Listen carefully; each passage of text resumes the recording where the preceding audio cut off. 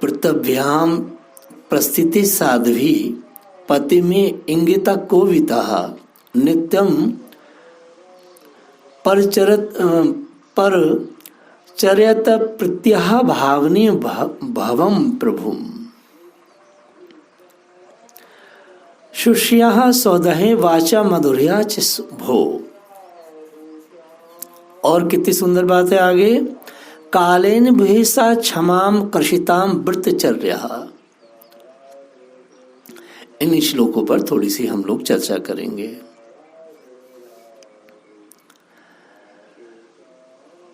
माता पिता के चले जाने के बाद पति के अभिप्राय को समझ लेने में कुशल साध्वी देवहूति कर्दम जी की प्रतिदिन प्रेम पूर्वक सेवा करने लगी। ठीक उसी प्रकार जैसे पार्वती जी भगवान शंकर की सेवा करती हैं। भवानीम भवम प्रभु,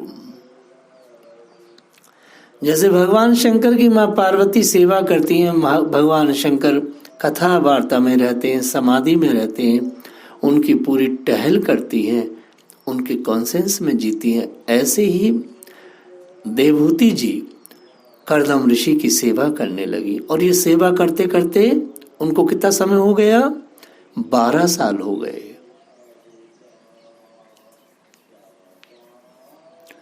कोई कोई 12 साल कहते हैं, कोई कोई 14 साल कहते हैं, कल्प भेद है। इन 12 सालों में श्री कर्दम जी की सेवा करते करते माता देवहूति ने क्या किया अपने ऊपर, आप इसे समझ लो जरा। सुषया सौदेन वाचा मधुर्या च भो,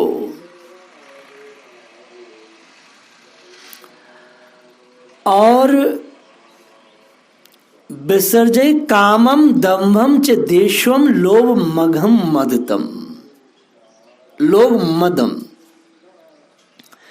उन्होंने 12 साल तक, क्योंकि वो बहुत खुद अपने आप में साध्वी थी और खुद बहुत बड़ी वो सेवक थी और पूर्व की बहुत बड़ी योगिनी थी।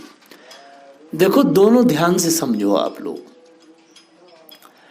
उन्होंने 12 साल तक कर्दम जी की सेवा किया, ठीक है, यही उनका भजन था। और टुकुर टुकुर उनके आगे पीछे रहती और उनको निहारती, उनकी सेवा सूचना करती। तो उन्होंने इसके अलावा करा क्या, मतलब इस सेवा का फल क्या निकला। उन्होंने गहरा चिंतन किया। ऋषि कर्दम की सेवा करते में अपने ऊपर काम किया। ऐसे नहीं कि वो निठल्ली रही, खाली सेवा करी, चौका बर्तन झाड़ू पोछा, आश्रम की सूचना किया और सो गई। नहीं नहीं, मैत्री जी कहते हैं उन्होंने काम वासना पर विजय प्राप्त की, उन्होंने दंभ को जीता, उन्होंने अपने शरीर से द्वेष को जीता, उन्होंने लोभ पर काम किया, पाप पर काम किया और मद का त्याग कर बड़ी सावधानी से और लगन के साथ सेवा में तत्पर रहकर इतनी सारी चीजों शरीर से निकाली उन्होंने जो मानव देह में रहती हैं। और इन्हें निकालने के बाद उन्होंने विश्वास, पवित्रता, गौरव, संयम, शुश्रूषा, प्रेम और मधुर भाषण आदि गुणों से अपने परम तेजस्वी पति को संतुष्ट कर लिया। 12 साल उन्होंने इसी पर काम किया। उन्होंने अपने शरीर को इस तरह से डेवलप किया क्रिया योग से। और किसके सानिध्य में किया, कर्दम ऋषि के सानिध्य। कर्दम ऋषि कौन है, उनके पति हैं और उनसे वो बहुत आसक्त हैं। और किस कारण आसक्त हैं, उनके त्याग वृत्ति, उनके ब्रह्मचर्य से, उनकी तपस्या से, उनकी योग निष्ठा से वो आसक्त हैं। और दिन भर ही उनकी सेवा में रहती और चिंतन में रहती। और अपने अंदर जो चीजें थी उन्होंने निकालती गई और सुंदर सुंदर गुणों को धारण करते हुए उन्होंने आश्रम में 12 साल बिता दिए। ये क्रिया योग है। आप लोग अगर सेवा कर रहे हैं और आपने सेवा करते में, आप समझिए सेवा करते में क्या करना है, काम वासना दम द्वेष लोभ पाप और मद, इन चीजों को अपने शरीर से निकालना है और साथ में क्या लाना है भाई, गुरुजनों के प्रति विश्वास, जो मैं भी कह रहा था, पवित्रता, गौरव, संयम, शुश्रूषा अर्थात सेवा भाव, प्रेम और मधुर भाषण आदि। आप अगर कर्कश हैं, बोले भाई हम तो साफ बोलते हैं, ये गड़बड़ है। मधुर भाषण आदि, इतने सारे गुणों को अपने अंदर डेवलप किया, अब गुणों को निकाला और इतना सब कुछ करने पर उन्होंने अपने परम तेजस्वी पतिदेव को संतुष्ट कर लिया। देवहूति समझती थी कि मेरे पतिदेव देव से भी बढ़कर हैं, इसलिए वह उनसे बड़ी बड़ी आशाएं रखकर उनकी सेवा में लगी रहती थी। इस प्रकार बहुत दिनों तक अनुवर्तन करने वाली उस मनुपुत्री को कालेन भूषा क्षमाम कर्षिताम व्रतचर्या, और क्या करती थी साथ में वह मनुपुत्री, बहुत बड़े बड़े व्रतों का अनुष्ठान करती थी। इन 12 साल में ऐसे नहीं रही, अनुष्ठान किए उन्होंने, बड़े बड़े अनुष्ठान करती थी।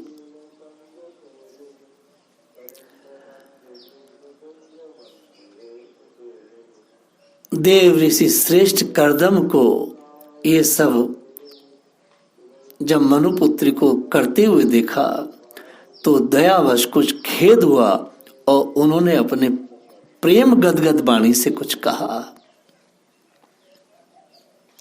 ऋषि कर्दम ने कहा 12 साल के बाद, हे मनुनंदिनी, तुमने मेरा बड़ा आदर किया, मैं तुम्हारी उत्तम सेवा और परम भक्ति से बहुत संतुष्ट हूं। सभी देहधारियों को अपना शरीर बहुत प्रिय एवं आदर की वस्तु होता है, किंतु तुमने मेरी सेवा के आगे उसके क्षीण होने की भी परवाह नहीं की। नवे अक्षिता समुचित क्षपितम मदर्थे, तुमने अपने शरीर का भी ध्यान नहीं किया।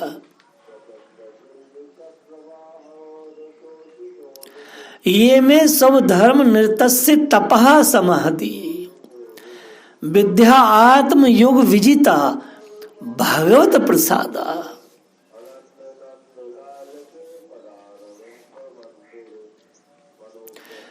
तुमने अपने धर्म का पालन करते हुए अपने शरीर का भी ध्यान नहीं किया।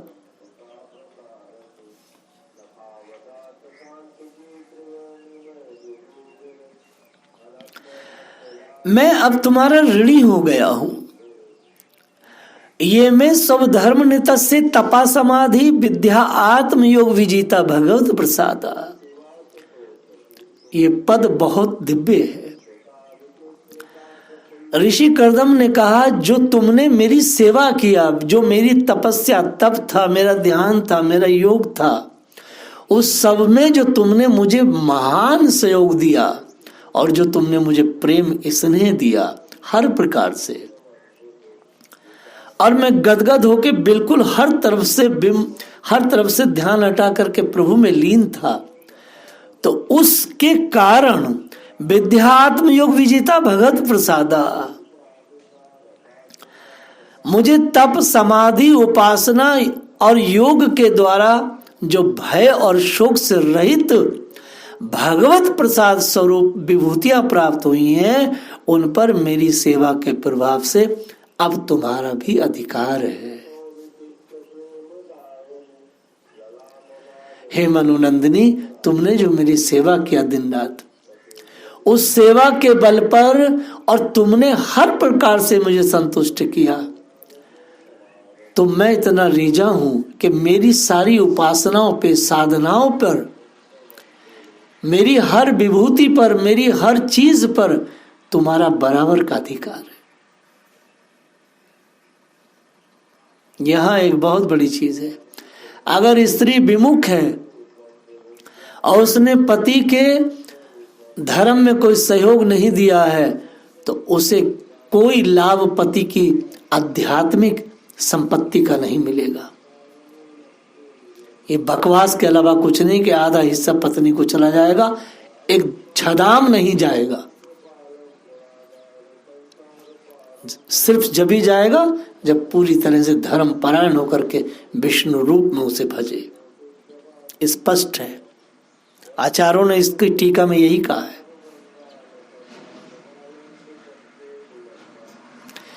तुम्हारा बराबर का अधिकार है। ऋषि कर्दम ने देखा कि राजकुमारी थी, 16 वर्ष की थी, आज 12 वर्ष हो गई, ये तो पहचानने में भी नहीं आ रही है।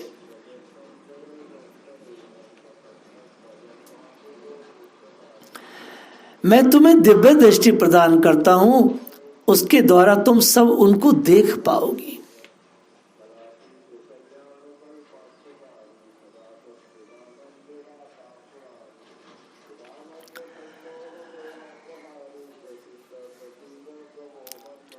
जो लोग ये समझते हैं हम राजा हैं, हमें सब कुछ सुलभ है, इस प्रकार का जो अभिमान आदि विकार है, उनके रहते मनुष्यों को दिव्य भोगों की प्राप्ति होना बहुत कठिन है।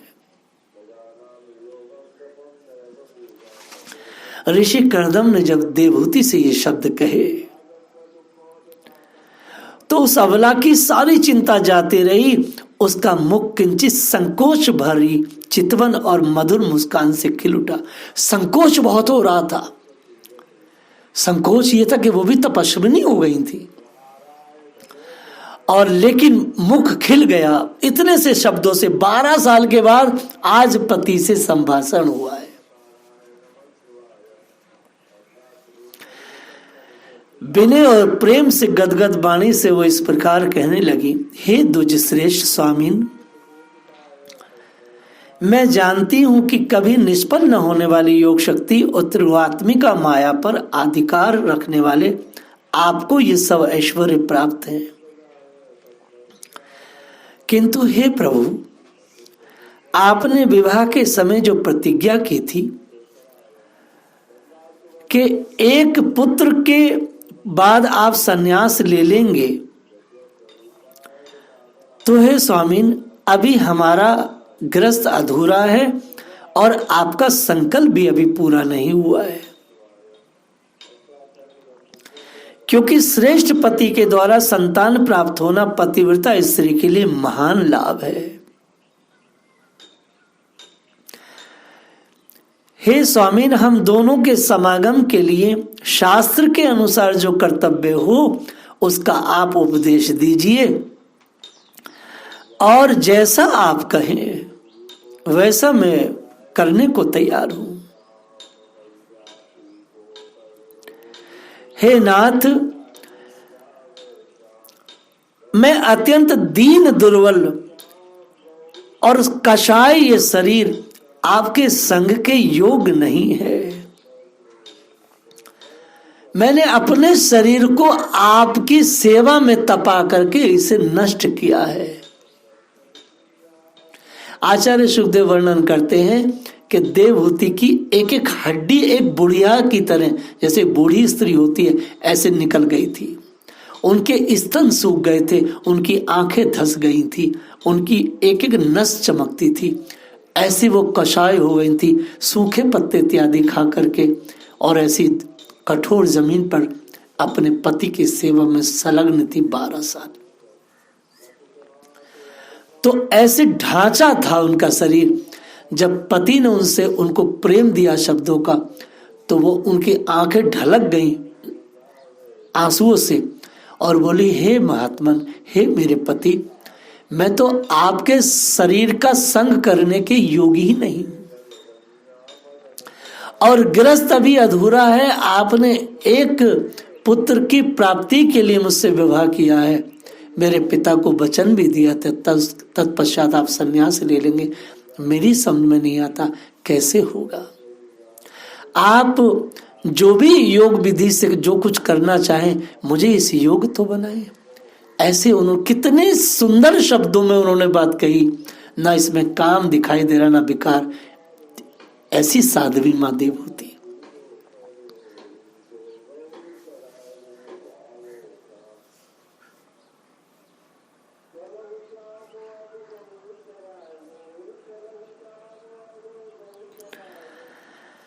विदुर जी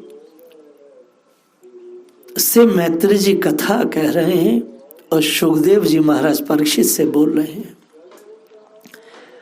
ऋषि कर्दम ने अपनी प्रिया की इच्छा अनुसार उसी समय योग में स्थित होकर एक विमान रचा जो इच्छा अनुसार सर्वत्र जा सकता था।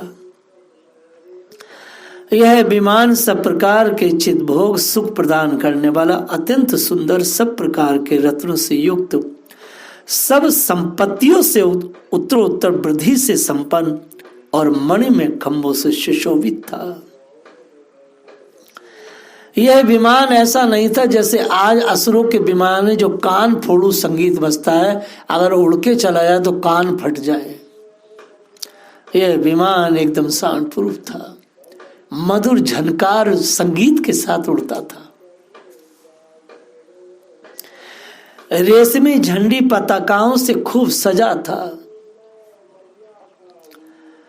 परम पूज्य डोंगरे जी महाराज कहा करते थे कि वक्ता को इस प्रकार कथा कहनी चाहिए जिससे जगत की विरक्ति आए, श्रोताओं में आसक्ति न बढ़े। देवहूति कर्दम का विहार बहुत बड़ा है।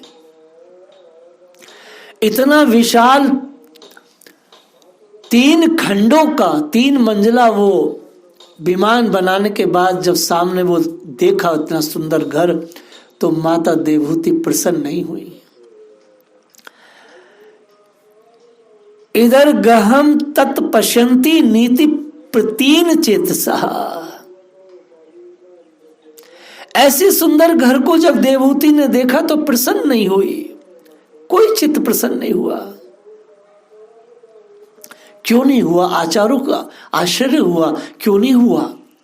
अरे भाई एक बात बताओ, आप किसी को बहुत सारा धन दे दो, बहुत आप अच्छी अच्छी पोशाकें दे दो, सुंदर घर दे दो, ठीक है जी, अच्छा कोठी बंगला दे दो, और वो व्यक्ति एकदम कषाय हो, अर्थात बूढ़ा हो, अर्थात उसके बाद जीवन ना हो, तो क्या वो आभूषण घर कोठी बंगला उसे सुख देगा?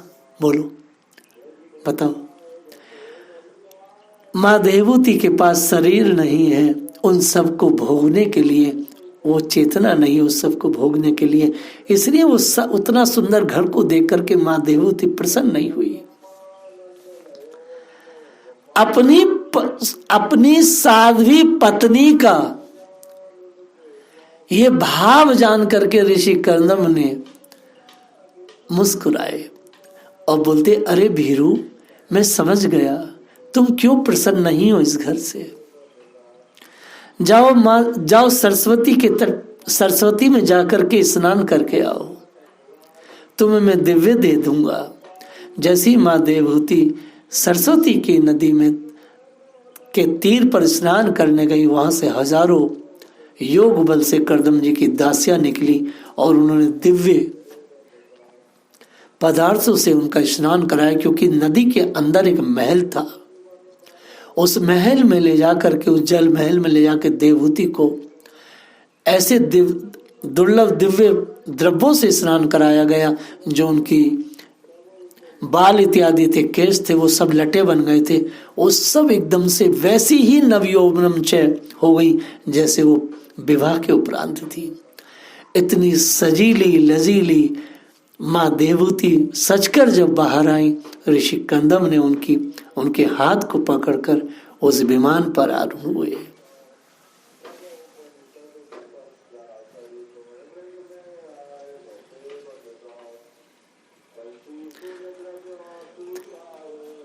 माँ देवहूति और कंदव का विहार पर हम चर्चा कल करेंगे। किस प्रकार इस दंपत्ति ने 100 वर्षों तक विहार किया। ऋषि कर्दम अपनी पत्नी को लेकर के सारी सृष्टि में, त्रिलोकी में भ्रमण कराया। 100 वर्षों तक उस दिव्य विमान पर मां देवहूति के साथ ऋषि कर्दम ने विहार किया। इस विहार पर हम ज्यादा चर्चा नहीं करेंगे।